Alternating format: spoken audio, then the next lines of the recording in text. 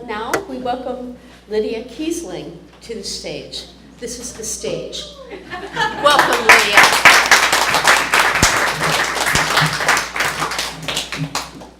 Thank you so much for having me, and thanks to everyone for being here. Can you hear me? So I'm going to read from my book, which is called The Golden State. It came out in September, and it's kind of a good segue, I think, from what Jack read. It's about, it takes place in a very small town in far northeastern California. Fictional, but if you've ever been to Modoc County, you might recognize it. And there's not a lot you need to know. This is from it's a scene that takes place in a Board of Supervisors meeting, and the narrator is a woman who's gone up with her toddler and is camped out in her family's ancestral mobile home, and she decides to go to this meeting. I think we're supposed to read for 8 minutes. Get the hook. I'm pretty sure this is under 8 minutes, but you can just kick me off if I run up against that. The courthouse is nice and cool under its friendly little rotunda. I unfold the stroller and put Honey back into it and wheel it after Cindy into one of the beige rooms in which municipal business is conducted, and we see already 15 or 20 people seated. Cindy spots her group and goes to join them. We'll just sit over here, I say, gesturing to the back of the room. Honey is the only small child here, except for a very young baby sleeping in a snuggly, and Honey is starting to wrestle and moan.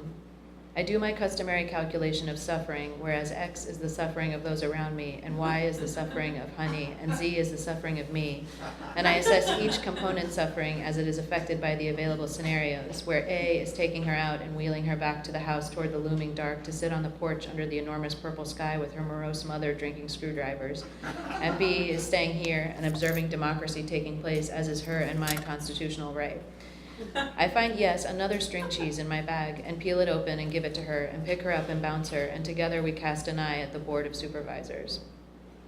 The board is 6 people, 4 men and 2 women, white like the assemblage of people filling the space in front of them.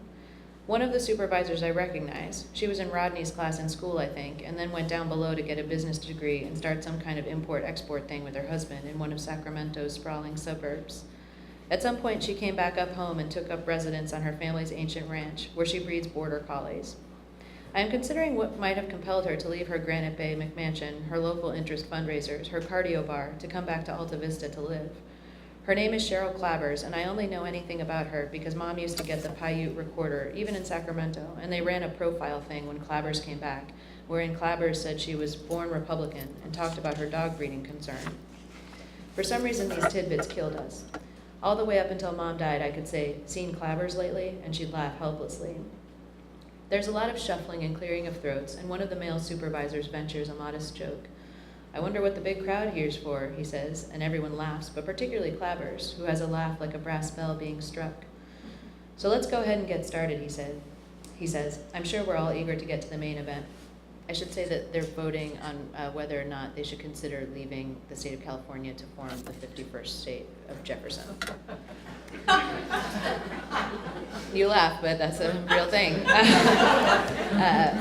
First, I want to make sure that everyone has a chance to speak.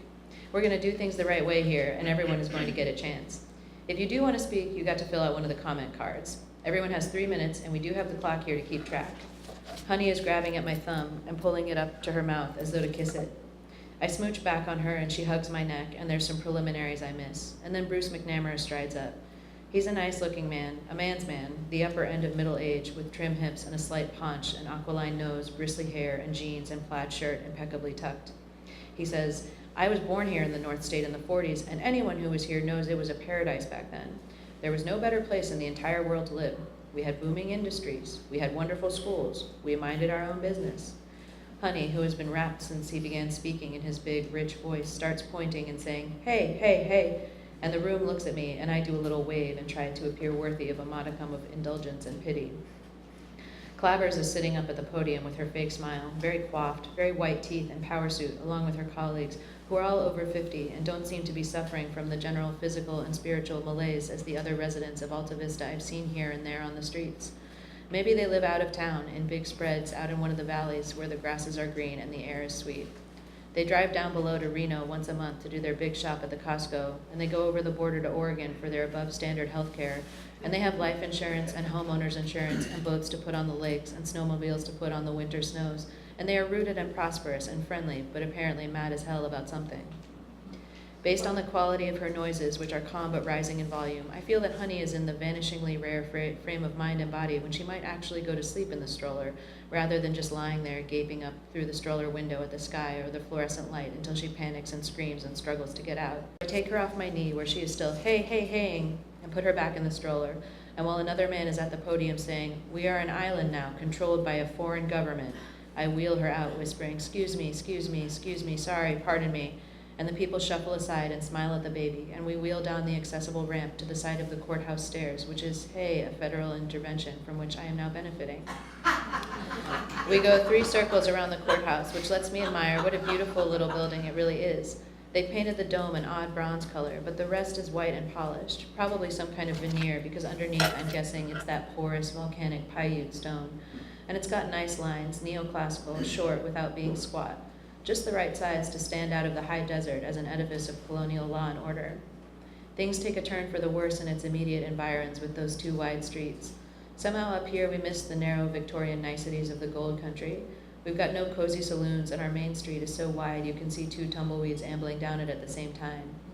The land is always trying to reassert itself, or the people always trying to spread out. I've done 1 loop looking at the wide streets, listening to something that is probably a frog, and feeling the waning heat of the day. But I see that Honey has her eyes closed, and we head back to the ramp and haul open the big door of the courthouse and stand just outside of the meeting room from where a woman's voice has slipped out to echo around in the dim hush of the rotunda. I see it's an older woman, classic Alta Vista, short hair, western shirt, nice white pants. She could actually be my grandmother back from the dead, except that my grandmother loved being a Californian, loved going down to the cities, loved eating crab louie in San Francisco and tacos in San Diego, and going to Los Angeles to visit her cowboy friends in the film lots. I can't in my bones believe that she would support any of this, but then again, she was a Republican her whole life, and maybe this is where that ends up. I'd also like to think my grandfather wouldn't say Barack Hussein Obama like a curse. I realize it's a luxury not to know. Thank you.